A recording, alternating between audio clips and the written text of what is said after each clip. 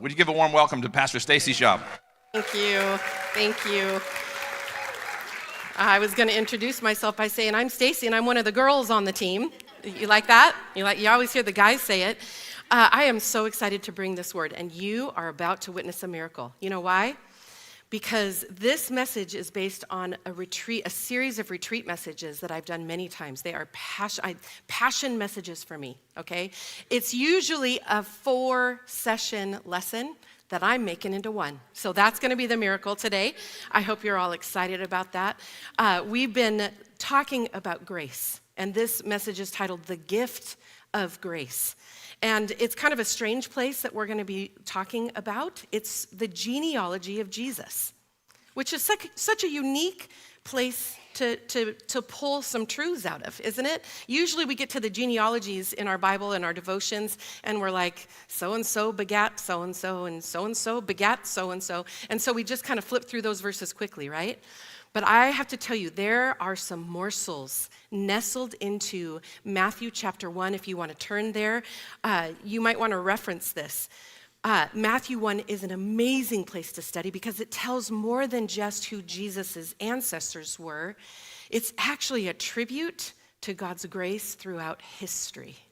Throughout history. Today we're going to marvel at the people that God chose to be a part of the Messianic line.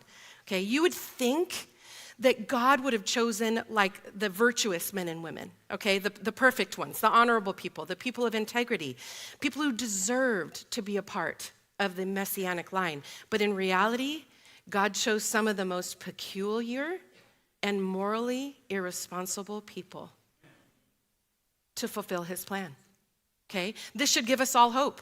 Okay, today's big idea is God's grace is seen in how he uses imperfect people to accomplish his purposes. Imperfect people. And this ought to give us all a little hope, right? Because if you've ever looked at your life and thought, I've done too many things for God to love me or forgive me or use me, we get to look at the people that God did love and use, okay? And it's going to show us that Jesus came to save all people. Not just the Jews, not just the Jews. So Matthew, who wrote this genealogy and found it important to put it in his record of Jesus' ancestors, he was a Jew and he was writing to a Jewish audience. So he wanted to prove to them that Jesus was the Messiah who had been promised. Okay, it was vital to the Jewish people that they would know this because there were so many prophecies about Jesus in the Old Testament, specifically Jeremiah 23, if you want to look that up this week. Jesus had to have descended from this line in order to have been called the Messiah. So if you look at Matthew chapter 1, verse 1, he says, this is the genealogy of Jesus the Messiah, the son of David, the son of Abraham. So he's saying from the very beginning, Jesus is the Messiah. Now, both Mary's and Joseph's line trace their lineage back to King David through two different sons of King David. So both of them were David's lineage, okay? Let me read Isaiah chapter 9, verse 6 to you. This is a verse that we always hear at Christmas time, okay? For unto us a child is born, and unto us a son is given. This was a prophetic word spoken about Jesus. Do you know that phrase, he was born? That makes sense. He was born of the Virgin Mary, right? Unto us a child is given was an adoptive term. Jesus was adopted by Joseph, was he not? So Jesus fulfilled that prophecy. Well, then I'm going to skip down to verse 17, where it says, thus, 14 generations. We're going to jump over all those begats and begats and begats for a little bit.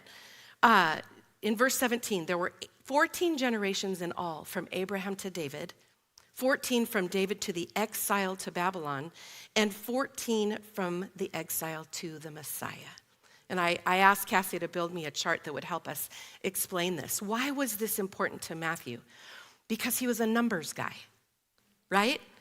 He was a tax collector, and numbers were important to him. So the fact that the generations in Jesus' genealogy broke into 14 generations was very interesting to him, and maybe interesting to you.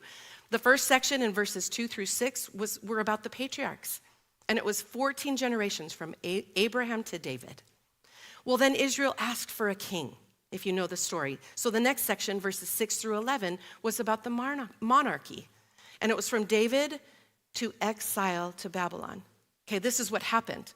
The Israelites begged for a king, but out of those 14 generations, only 2 were righteous.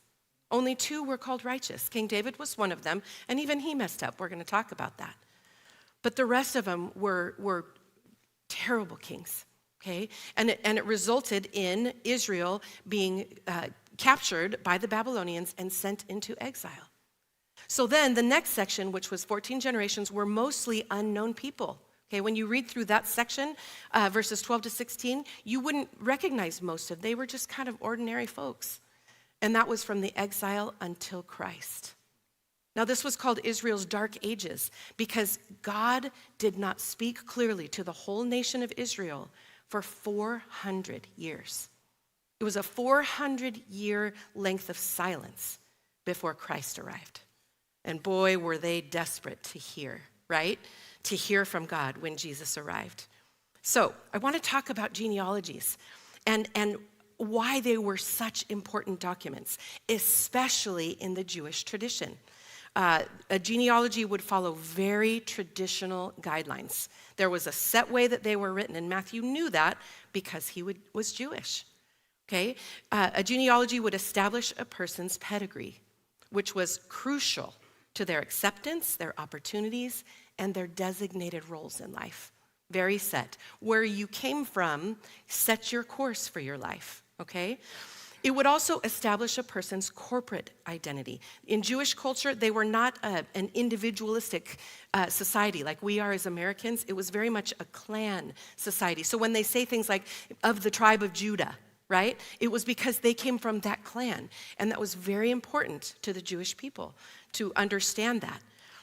Now, a genealogy was almost always tracked through male family members.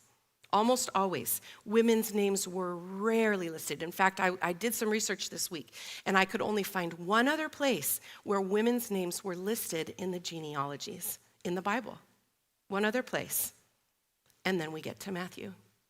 Now again, Matthew was a Jew, so he knew how genealogies were typically written. But I asked Cassie to make me this slide. Let's look at this. I know you're not going to be able to really read it or see it. You know, we have over 40 eyes, many of us, right? And so that font is very small. But I want you to see the pink.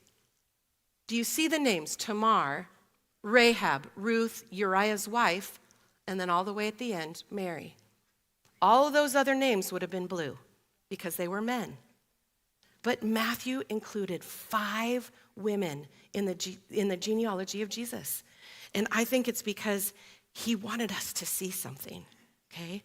Now, all 5 of the women listed were of questionable character or background. Except Mary, okay, Jesus' mother.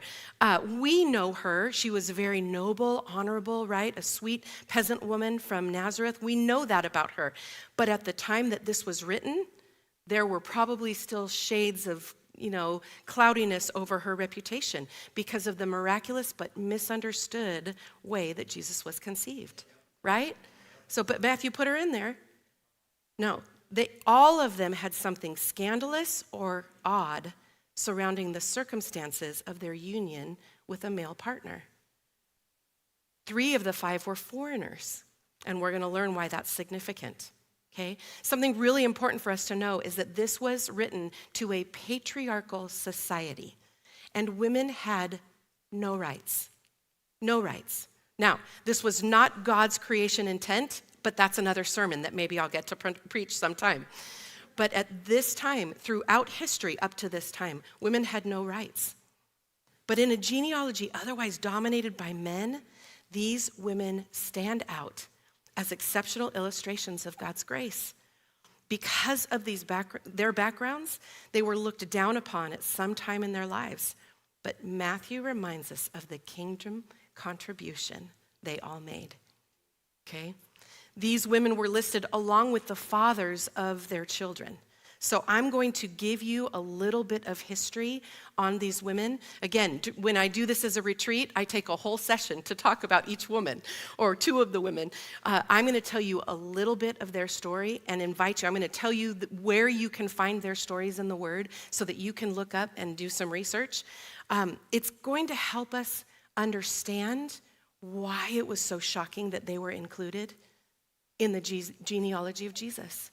Why Jesus was willing to be known as connected to women of such ill repute, okay? And I have a warning.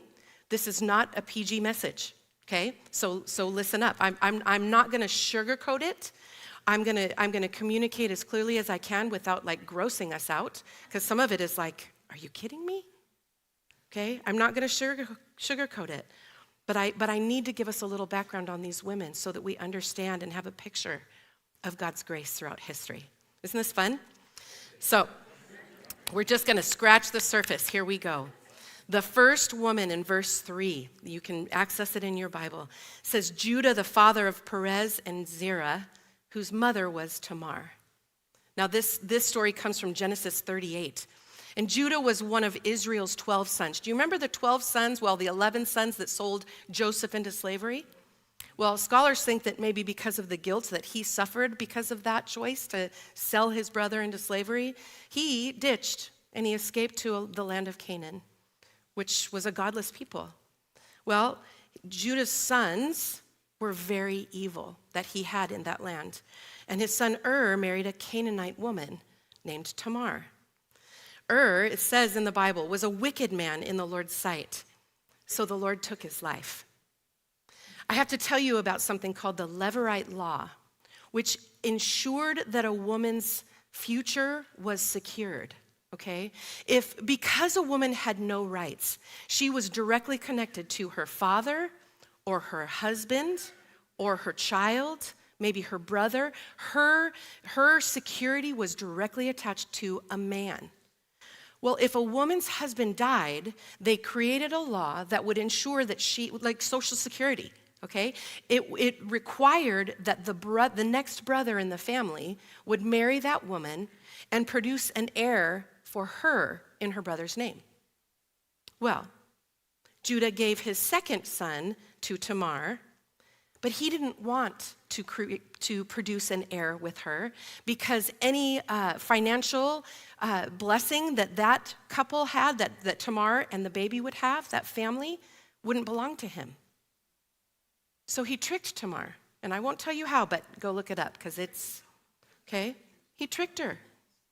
He used her. And the Lord took his life too because it was despicable in God's sight. So, Judah had a choice. He had one other son. So what he did was he sent Tamar back to her family of origin and said, you go stay there until this son grows up and is old enough. Well, it says clearly in the word, he had no intention of giving his third son to Tamar because he didn't want that son to die.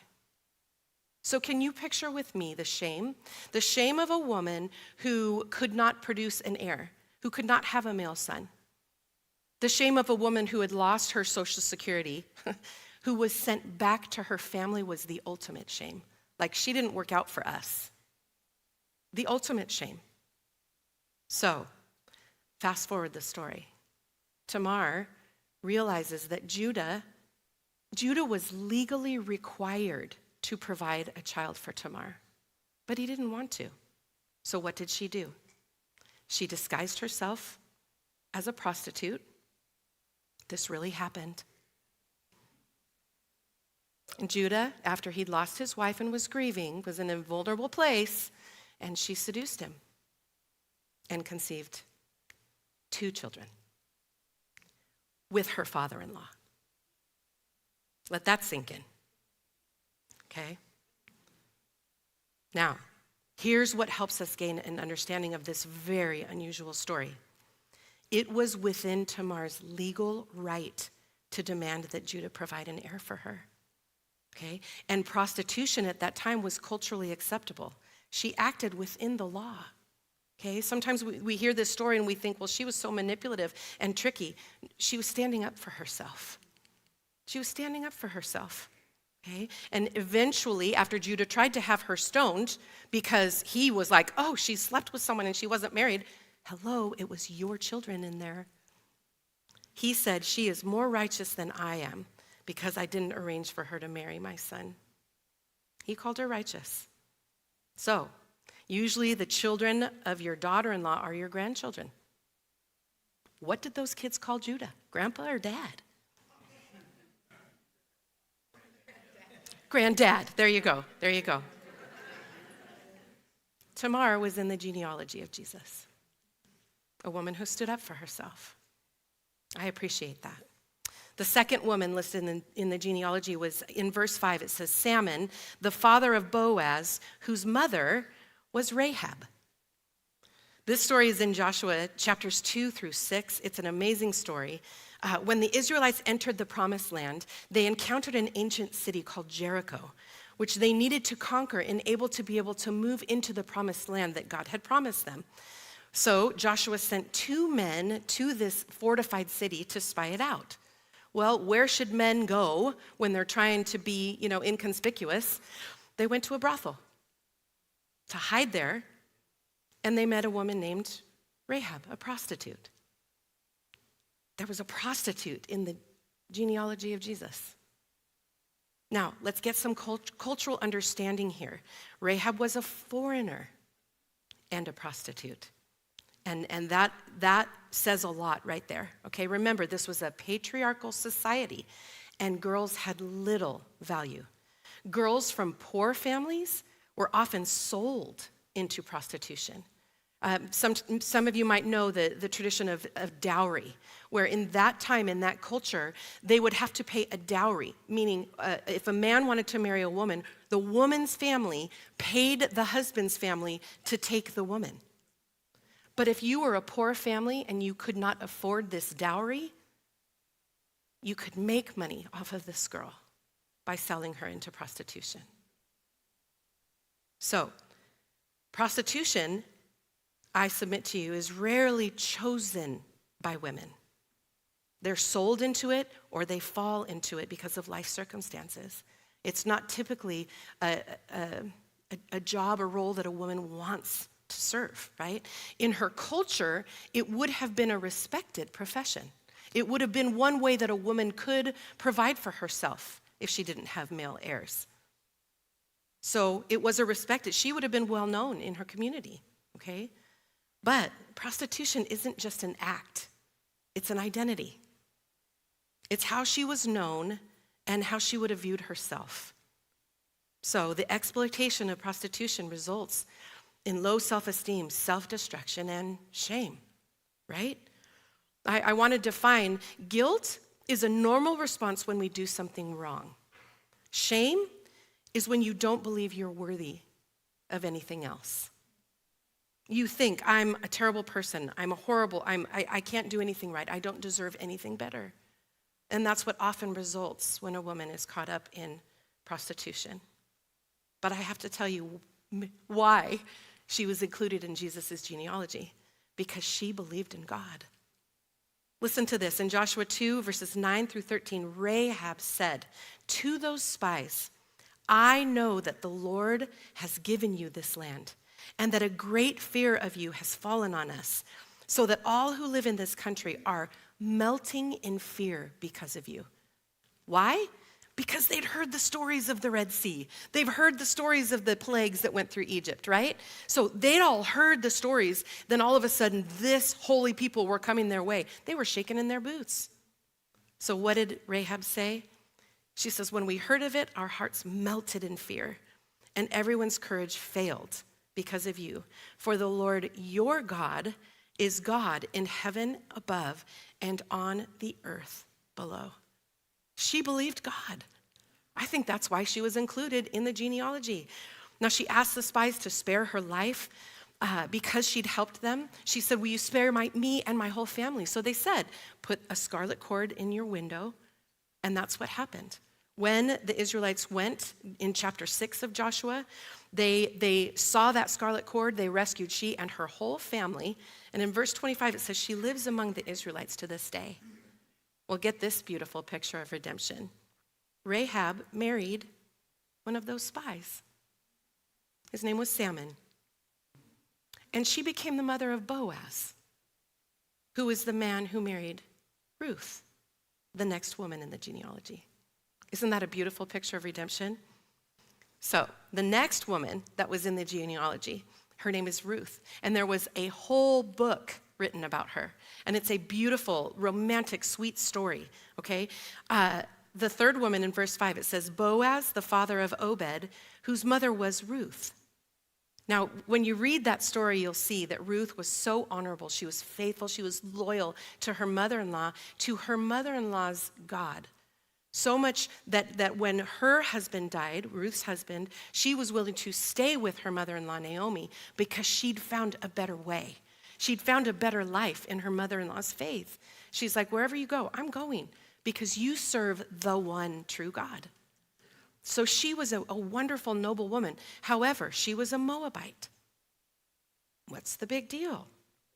She was a foreigner. The Moabites were descendants, get this, of Lot's eldest daughter through her incestuous relationship with her father. What? What? Someone who'd experienced incest? That was her tribe. Those were her people, the Moabites. This is the context of that story.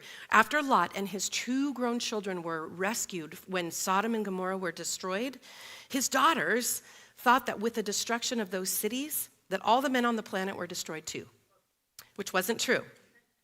But if a woman had no rights unless she had a male heir, they hatched their own dumb idea. Okay? Desperate women do desperate things, yes? So they got dad drunk, and they each slept with him. And they each conceived 2 boys named Moab and Ammon. Okay, I see someone fanning themselves back there. Are you fanning because you're hot, or are you fanning because like, oh Lordy, this is quite a story that she's telling us today. Woo, this is a story. So the Moabites and the Ammonites, they were tribes that were enemies of the Israelites. Enemies, declared enemies. In Deuteronomy 23, God said, no Moabite or any of their descendants may enter the assembly of the Lord, not even to the 10th generation. And in verse 6 of that chapter, it says, do not even seek a treaty of friendship with them as long as they live. You see, this is why God gave that warning. It's because when they entered into the promised land that God had promised them, he knew that they would encounter peoples who were godless, completely godless, like child sacrifice, immoral, horrible, horrible things would these tribes do. And God was saying, do not associate with them or you will become like them. And that's what happened. God warned them, okay? But he wanted to show that he was not against those people himself, okay? Ruth was invited into God's family. Okay? Before that, if strange blood came into the family from one of those other tribes, it was seen as pollution and often hidden. But in the genealogy of Jesus, her participation in it, her inclusion in it, was not hidden because God didn't want to cast away anyone. And he wanted them to know that Ruth was invited into God's family. And the story of her marriage to Boaz is a beautiful picture of the kinsman redeemer that Jesus became for us. So do some research because these are beautiful, great stories. The fourth woman, in verse 6, says, David was the father of Solomon, whose mother had been Uriah's wife. Okay, this story was so shameful that Matthew wouldn't even name her. Bathsheba is her name, and she entered the Messianic line after committing adultery with David. Now, they were both at fault here, I think, and I submit this to you, that it's in 2 Samuel 11, this is why I've come to this conclusion. It says, in the spring, at the time when the kings go off to war, okay, David was in the wrong place at the wrong time. He shouldn't have been at home. He should have been out with his soldiers doing battles, right? but he chose to stay home for some reason. So that's when he happened to see Bathsheba bathing on the rooftop, and he said, she's cute. Who's she? Now, if this is why I think Bathsheba was at fault partly of this too. Would she have many rights or a strong voice to be able to say when the king summoned her, no, I don't want to go? Probably not as a woman in that culture. However, what was she doing bathing on the roof when the king was in town? And how did she know he was in town? Because when the king was in town, his flags were posted. So the king's flags went wherever the king went. So David's flags were flying high over the castle that was above Bathsheba's house. She probably shouldn't have been bathing that day. Okay? And I have to say, a little caveat here. Many of the men listed in the genealogy of Jesus were not perfect either. Okay? We've heard stories of Abraham, his deception, Jacob and his deception. Manasseh was like all-time horrible, horrible king. He participated in the godless activity of sacrificing his own children. This was an Israelite king, okay? And David, he broke 3 of the 10 commandments. Number 7, you shall not commit adultery. Number 10, you shouldn't covet another man's wife. Number 6, you should not murder. But we know the story. David acted as an accessory to murder when he asked that Uriah be put on the front lines so that he would be killed, so that he could take Bathsheba as his wife and hide the unexpected pregnancy. Yes, this is in the genealogy of Jesus, you guys. Are you getting more and more shocked as I'm telling these stories of these women that were included? Now, David and Bathsheba faced consequences for their actions, didn't they? Their first child died.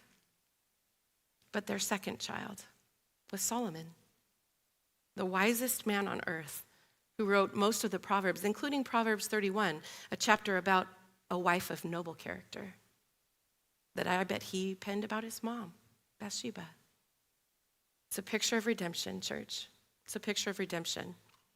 The 5th woman in verse 16 says, and Jacob, the father of Joseph, the husband of Mary, and Mary was the mother of Jesus, who is called the Messiah.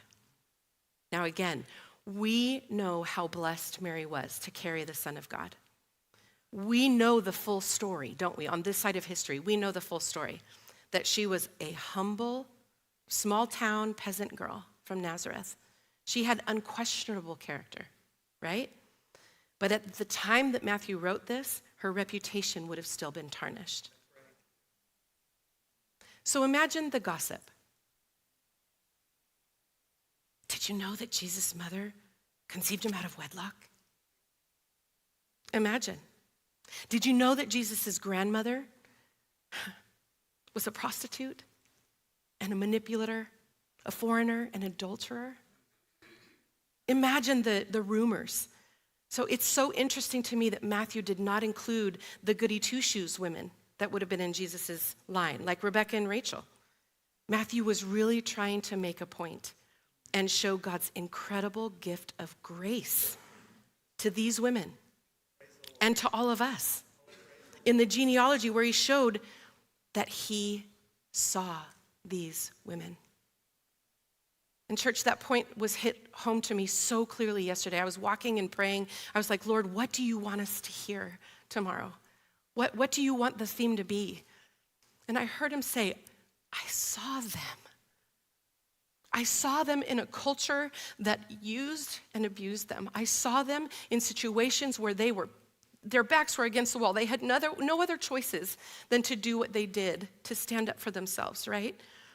He saw these women, and regardless of what they did or where they came from, God noticed them. They were real women with real emotion, sorrow, pain, and loss, but he didn't wait until they had it all together before he met them where they were and rescued them from that place. Okay? So, I hope that you have gained a better picture of how tarnished Jesus' family line was. But I hope that it gives you hope because Jesus' ancestry did not define him, and yours doesn't have to define you, okay? Jesus' identity, his purpose and mission came from God the Father. That's what defined him. And church, that is what defines you. So consider your family tree for a minute. I wonder, every family has some bad apples. My uncle used to say we were the cereal land family. We were full of flakes, fruits, and nuts. Anyone else come from cereal land family? Okay. The heritage that you received is not nearly as important as the legacy that you will leave. Because the heritage that you received, you didn't have any choice over. You didn't have any choice over it. But the legacy that you leave, you do. Because God chooses to intervene in our lives right where we are and rescue us, right? Rescue us. So why does this message mean so much to me? And why have I asked my friends to come help us close this message with a powerful song of declaration? It's because I was an unwed mother. Some of you know our story.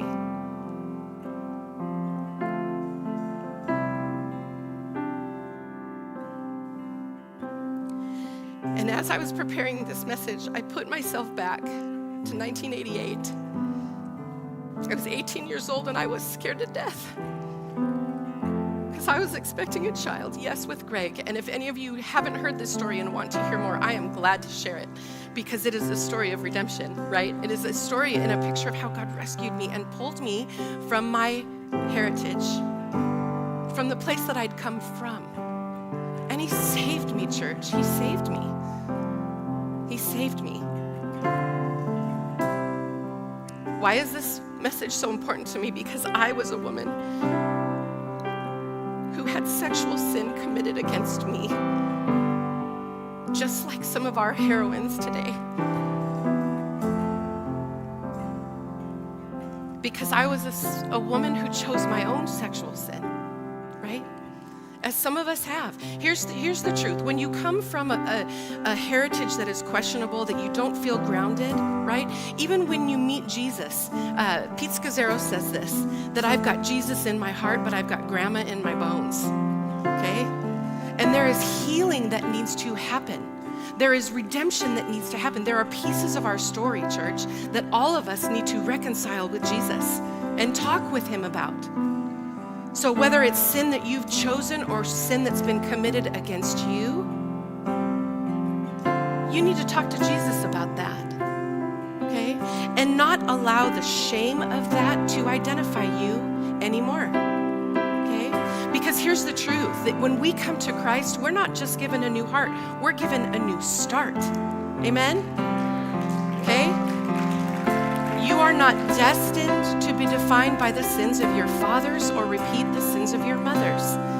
You in Christ you're a new creation, it says in 2 Corinthians. Old things have passed away and all things are made new. And you have a choice in that. We all have a choice. Are we going to stay in that sin and stay stuck in what has defined us in the past? Or are we going to move forward and find the healing that we need? Because there is a gracious God who's ready to intervene in your story. Amen? So I'm going to read this line of this song, and then I'm going to invite you to stand. To do the work with Jesus in your seat if you want to, but I've also invited some other prayer partners. Because if you need to process this message with some support, we want to give that to you today, okay? Listen to these words, and then we're going to sing them over ourselves. That I wasn't made to be tending a grave. I was called by name, born and raised back to life again. Who else has that testimony in this room? I was made for more. So why would I make a bed in my shame when a fountain of grace is running my way? I know that I was made for more. Church, would you stand and sing this over yourself today and walk out of here a different person than you came in? Amen?